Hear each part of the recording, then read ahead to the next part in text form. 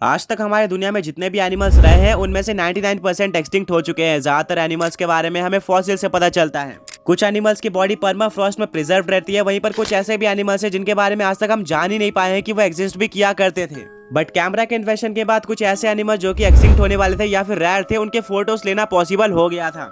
And आज हम ऐसे 7 एक्सटिंक्ट एनिमल्स के लास्ट फोटो को देखने वाले हैं। वेल, अगर आपने इसका पार्ट 1 नहीं देखा है तो डिस्क्रिप्शन में लिंक मिल जाएगी, उसको एक बार जरूर चेकआउट करना।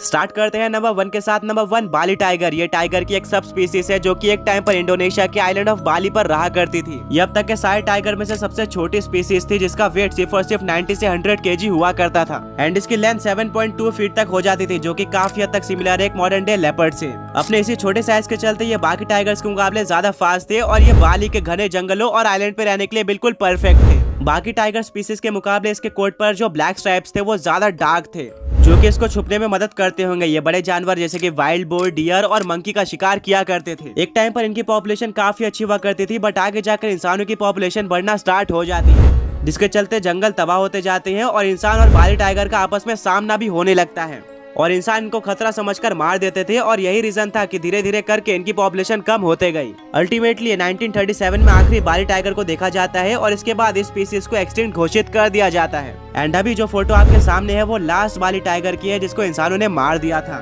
जो कि बिना किसी डाउट के बहुत ही ज्यादा सैड है।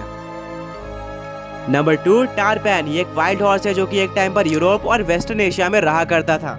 इनको मॉडर्न डे हॉर्स का एंसेस्टर भी माना जाता है। इनकी साइज मॉडर्न डे हॉर्स के मुकाबले थोड़ी छोटी थी, जो कि 4.3 से 4.6 फीट तक हो जाती थी। वहीं पर इनका वेट 300 से 400 केजी तक हुआ करता था।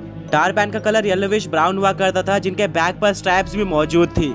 इनके पैर छोटे हुआ करते थे, वहीं पर बॉडी मस्कुलर हुआ करती थी, जो कि इनको हार्श और ठंडे क्लाइमेट में सरवाइव करने के लिए मदद करते होंगे। मॉडर्न डे हॉर्स की तरह ये भी हर्बीवोर्स थे जो कि घास खाया करते थे और इनका सबसे बड़ा शिकारी वुल्फ यानी कि भेड़िया था। शुरुआत में इंसान मीट के लिए टारपैन की हंटिंग किया करते थे, बट आगे जाकर इंसानों ने इनको पालना शुरू कर दिया। पर जैसे जैसे इंसानों की पॉपुलेशन बढ़ती गई, उनको लैंड की और भी ज्यादा जरूरत थी, जिसके चलते टारपैन का हैबिटेट कम होते गया। इनका सामना इंसानों से भी होने लगा और अल्टीमेटली 19th सेंचुरी आते आते टारपैन का दिखना बहुत ज्यादा रेयर हो गया था, जिसका सबसे ज्यादा बड़ा रीजन हंटिंग और घर का डिस्ट्रॉय हो जाना था। वेल, आखिरी बचे वाइल्ड टारपैन को लेट 18th सेंचुरी में मार दिया गया था। आगे जाकर इनको बचाने के लिए काफी सारे एफर्ट्स लिए जाते हैं, बट अनफॉर्चुनेटली 1909 में आखिरी बचा हुआ कैप्टिव टारपैन मर जाता है रशियन जू में, जिससे ये ऑफिशियली एक्सटिंक्ट हो जाते हैं। एनीवे, आपके सामने जो फोटो है वो लास्ट टारपैन की है, जिसको 1884 में कैप्चर किया गया था। इनके एक्सटिंक्शन के बाद भी साइंटिस्ट इनको रिक्रिएट करने की काफी ज्यादा कोशिश कर रहे हैं, जिसका रिजल्ट कॉनिक हॉर्स है। ये टारपैन से बहुत ही ज्यादा सिमिलर है, बट जेनेटिकली डिफरेंट है।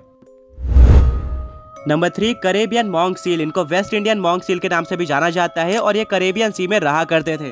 एक टाइम पर इनकी पॉपुलेशन काफी ज्यादा अच्छी थी। ये ऑलमोस्ट हर जगह पर दिखाई पड़ते थे और इनका नेचर भी प्लेफुल था। ये इंसानों से इजीली दोस्ती कर लेते थे और हमेशा झुंड में रहकर खेलते रहते थे। इनका साइज मैसिव हुआ करता था, जो कि 8 फीट तक हो जाता था। वहीं पर इनका वेट 200 से 250 किलोग्राम तक हुआ करता था। इनका फर डार्क ब्राउन कलर का था, जो कि एनवायरनमेंट में इनके छुपने की मदद करता था और शिकारी इनको नहीं देख पाते थे।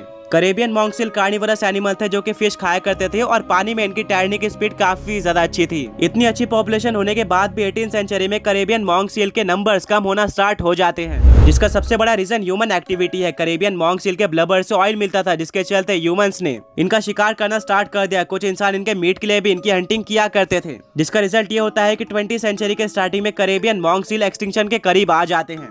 इनको आखिरी बार वाइल्ड में 1952 में देखा गया था और फाइनली 2008 में इनको एक्सटिंक्ट डिक्लेयर कर दिया जाता है। ये वही मॉन्क सील थे जो कि एक टाइम पर हर जगह पर पाए जाते थे और अभी आपके सामने जो फोटो है वो आखिरी करेबियन मॉन्क सील की है, जिसको न्यूयॉर्क एक्वेरियम में लिया गया था 1910 में। करेबियन मॉन्क सील की स्टोरी अपने आप में काफी ट्रेजिक और सैड है।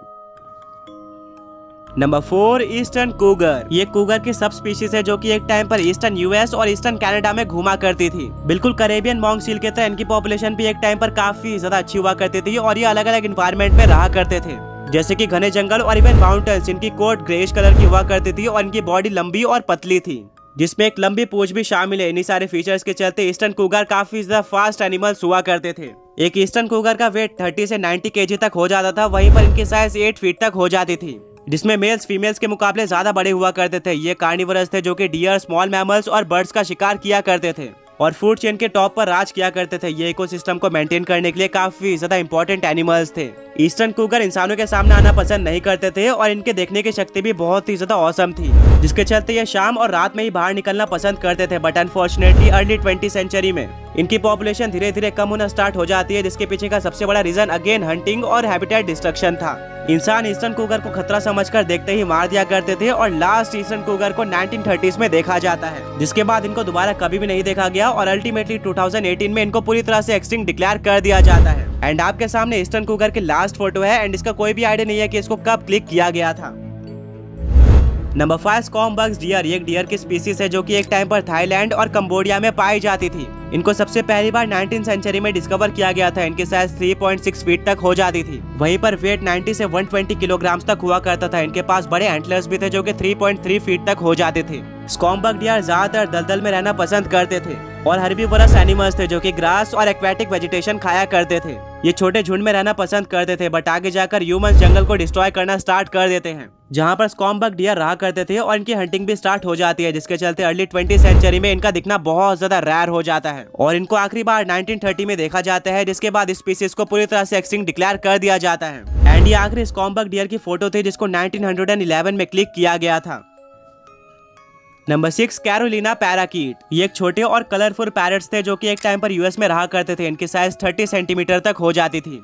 इनके बॉडी पर काफी सारे अलग अलग तरह के कलर्स देखने को मिलते थे, जैसे कि ऑरेंज, येलो और ग्रीन, और ये ज्यादातर बड़े झुंड में पाए जाते थे। ये जंगल, दलदल और नदियों के आसपास रहना पसंद किया करते थे, जहां पर इनके फूड सोर्स जैसे कि सीड, फ्रूट्स और नट्स की बिल्कुल भी कमी ना हो। अनफॉर्चुनेटली 19th सेंचुरी में एग्रीकल्चर पर्पस के लिए इनके घरों को धीरे धीरे डिस्ट्रॉय किया जाता है, जिससे इनकी पॉपुलेशन कम होना स्टार्ट हो जाती है। प्लस इनको पेट बनाने के लिए हंट भी किया जाता है। कुछ लोग कैरोलिना पैराकीट के फेदर्स को अपने ड्रेस पे डिजाइन बनाने के लिए भी यूज किया करते थे। प्लस ये फार्मर्स के क्रॉप भी डिस्ट्रॉय कर दिया करते थे। अल्टीमेटली इन्हीं सारे रीजंस के चलते इनको बड़े नंबर्स में हंट किया जाता है। एंड आखिरी कैरोलिना पैराकीट को 1920 में देखा जाता है और इसके बाद ये एक्सटिंक्ट हो गए। वेल करेंटली आपके सामने आखिरी कैरोलिना पैराकीट की फोटो है एंड इंटरेस्टिंगली इसको उसी जू में रखा गया था जहां पर आखिरी पैसेंजर पिजन यानी कि मार्था थी, जिसके बारे में मैंने आपको पिछले पार्ट में बताया था। और ये फोटो पैसेंजर पिजन के डेथ के 4 इयर्स बाद की है। Finally number 7 Caspian tiger. ये बाली टाइगर के बिल्कुल अपोजिट है। इनकी साइज मैसिव हुआ करती थी जो कि 7.5 से 8.5 फीट तक हो जाती थी। वहीं पर इनका वेट 150 से 200 केजी तक हुआ करता था।